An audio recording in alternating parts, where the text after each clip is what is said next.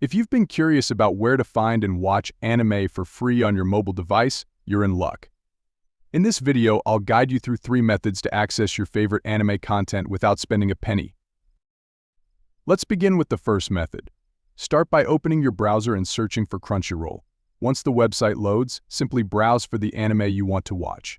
You can use the search function or explore the available options. Keep in mind that you may need to wait for ads to load and complete before accessing the content.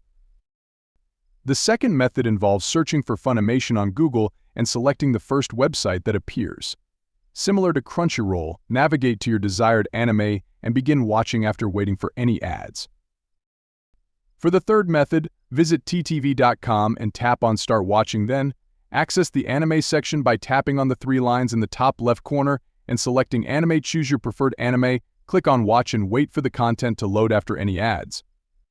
By utilizing these methods, you can enjoy your favorite anime series completely free of charge. Remember to like, comment, and subscribe to the channel for more content.